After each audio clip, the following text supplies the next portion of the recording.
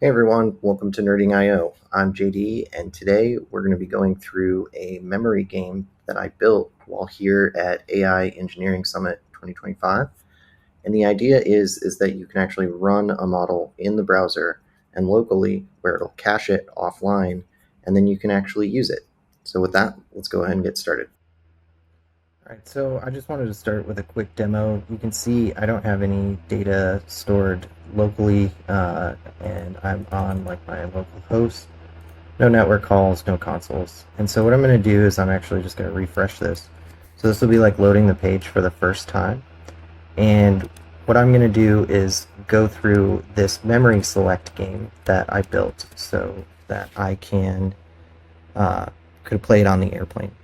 And so what's happening is it's actually going out and it's getting the Gemma 2 billion parameter file, and it's actually loading it. So you can actually see that as the bits are being loaded, it's coming across the wire, and that's how we're doing our progress bar. Once this loads for the first time, it's actually going to be stored in cache. And what that means is that I have an AI model that is actually stored in cache in the browser. So that way, rather than actually going and hitting the back end, I can actually hit everything on the front end, no matter what. And this is great for a couple of different reasons. First and foremost, it's free, it's private, so we aren't actually storing any information, we aren't actually hitting the back end for any kind of information. And we can essentially play it offline because it's actually loading the browser, or the model itself, into the browser.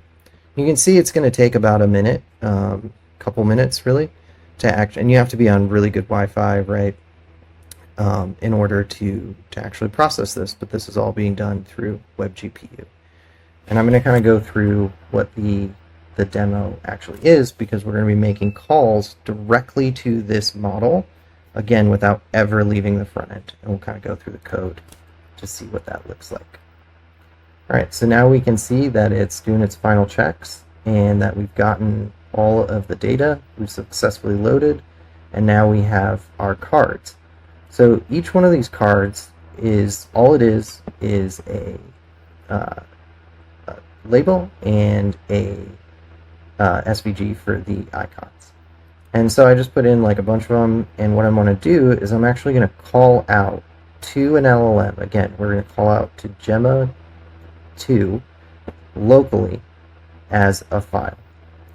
And so when I click this, we're now generating the memory pairs. So I'm actually looking to get a response back from the model that is a JSON object that I can play against. And you can see I got a markdown, I cleaned up that data, and now I actually have pairs that I can actually run and do my check on. So what I did was I can now play this game. It randomizes it, so I don't know where everything is. I can actually look for a hint, so now I know where England is, and now I have a match, and it gives me a little bit of information. So I can actually like randomize the categories so that, again, it's generating new pairs. As you can see, it's calling out to the prompt here, or sending a prompt to the LLM. Again, this is all in the browser, not local through like Olama or something. And now it's actually refreshing the pairs here. I can also change categories at random. Ironically, it shows the capitals again, but we can there we go. So now we have a chicken chemistry. So I actually clicked refresh. I meant to click switch up. But you can actually switch all that up. And then the other thing we can do is we can actually create our own game. So we can actually type in here, or we can actually use voice. So this is using speech recognition. Or we can actually drop a file in here and have it parse through the file reader and actually create a game that way. All right, so I'm just going to take some notes through a markdown file that I have from the conference. So I'm going to take this, which is just an example, and drop it in. You can actually see it read all that information, As you can see right here, dropped the file. I can even take and edit this information if I want. Say I didn't want to do the course concepts, I just wanted to do tools or something. And then I can actually add that and click the generate memory game, and it'll go through. Again, I'm not loading the model anymore. I'm literally just sending a prompt to the model that is local, and I am expecting it to return back another JSON object based on the information of the notes in my markdown file to create a custom game. And so now I can actually test myself on the notes that I took at the conference. So I just thought this was a super nifty tool of how to build an actual, again, HTML, CSS, JavaScript, and web AI to give it a different kind of flavor. So now let's actually jump into the code. But before we do, I actually want to just give a shout out to Jason Mays. So if you haven't, you should definitely check him out. I'm actually standing on his shoulders with this AI agentic behaviors, and he has a lot of different examples of web AI client-side information. So definitely go check him out. There's examples on Spotify as well as this flight suggester. All right, so let's dive into the code. Real quick, everyone, if you haven't already, please remember to like and subscribe. It helps more than you know. Also, please go check out Text Yourself. It's a simple application that I built that helps keep me on track. All you have to do is SMS different tasks and reminders that you need to be sent back to yourself. With that, let's get back to it. Cool. So as you can see, there's only HTML, JavaScript, and CSS, right? So we have our core function, our core HTML structure here, and all it really is some SVGs and some containers, and then we have three different JavaScript files. First is how we load the LLM, and then we also have our categories, which is basically just some const, and then our game logic, and we'll kind of go through each one.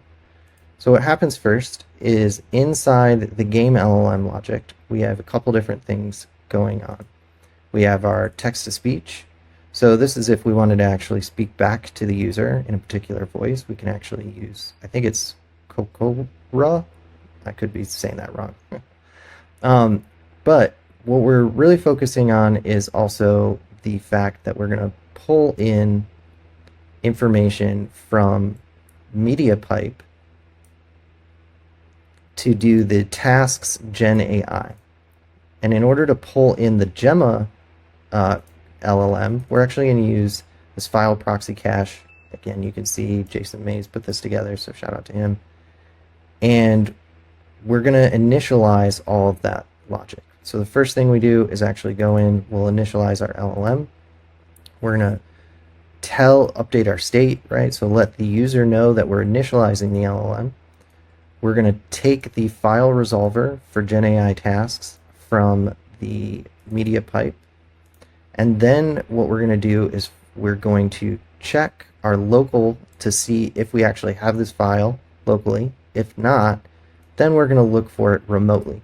So when we were seeing all those requests in, it wasn't actually loading the bin from our local host. It was loading it from a remote server.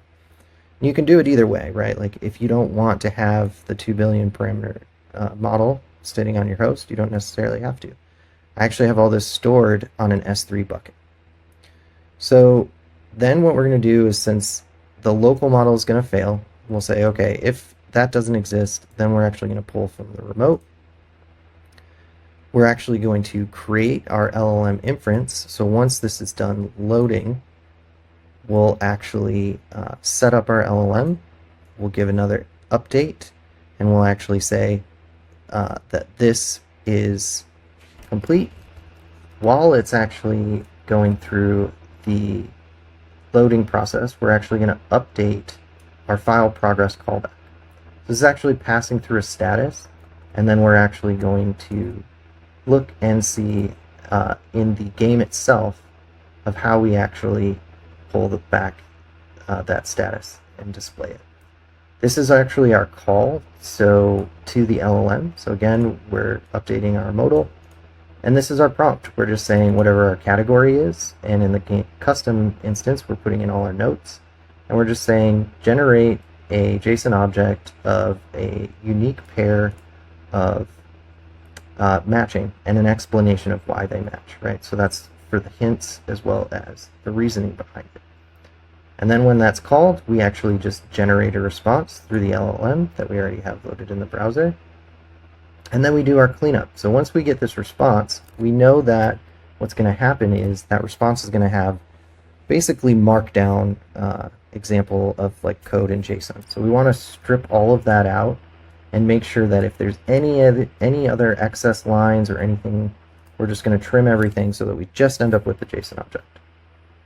Then we want to make sure that that JSON object is actually a JSON object and valid, and if not, still try and clean it and then throw an error message. And so this is the basic part of the LLM that we're going to then pipe into the game. So if we go and look at the game itself, we are doing the same kind of thing. We're going to initialize all our elements. We're going to initialize our listeners. We're going to update our UI. So this is where we get our initial load UI. So this is our HTML in order to fill up the progress bar. So we're actually starting with nothing, and we're going to say that we're loading our AI model. And then based on that information, we're going to update our loading callback, right? So after we try to initialize the LLM, we're going to say that we want to bind this update loading status so that as the fallback or the call for the LLM is passing back the progress right here, the file progress callback, we're actually sending that information back to the LLM to our progress loading status. What it's going to be doing is actually giving us updates, right? So the response that we get back is actually a string, so we've got like a little bit of logic here that basically says if it's a string and it has this loading file, then we want to actually convert that to something that's a percentage, a number, so that we can actually say we want a width of X percent. And so that's going to update all of the modal, and then we actually get into kind of our game logic. So we have our initial game. We're basically, again, once the LLM is ready, we're going to say that we update our modal. Again, still updating the modal if we're generating pairs. This is where we saw the click on the initial category card. And then we're just going to check, is this custom? Because if it's custom, we're actually going to take the custom prompt value and pass all of that. If not, we're just going to check and see if send the category straight as is. We also look to see if part of those const, right, you could actually have in the categories, you could actually have predefined pairs if you wanted to. But instead, we're actually going to just generate them on the fly every time. Again, by actually hitting the prompt itself, right? So again, this generate categories pairs is just going to hit. And then we have all our logic for shuffling cards and removing agents, or removing the cards, and as well as like matching them directly, doing the flip as well. So for the file reader itself, we actually put that over in the LLM. So for the file reader, basically we have a drop zone. We're also going to be looking for our change events, so like the drag events as well as the dropping. And then as soon as we actually handle the file, we're going to be using this thing called file reader. So what we're doing is we're making sure that we have the right types. If there is a file, want to look for things like, I specifically in the HTML said to look for text files and markdown. I haven't tried a PDF. You could try that.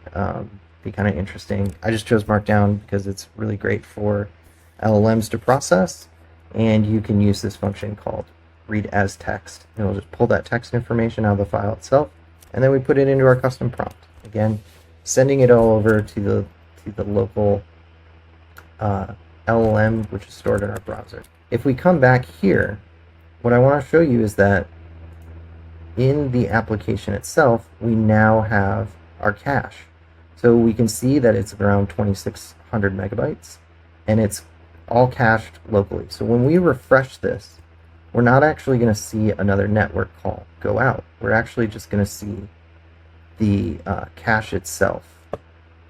So let's go ahead and refresh. We can see that we're initializing our LLM. It's verifying the file in our local blob, right? So this is the cache itself. It's already loaded. Again, it did not increase our cache or anything. It literally just pulls it straight from here. So we're not pulling the file from the network, or we're just pulling it from our local blob. All right, everyone, that's it for us today. Basically, what we learned is how can you actually build a vanilla JavaScript memory game, but also incorporate features like voice, as well as being able to load markdown files directly into your browser, and then use AI to actually process that into a game so that every single time you're actually getting something different and you can actually quiz yourself on your notes. With that, happy nerding.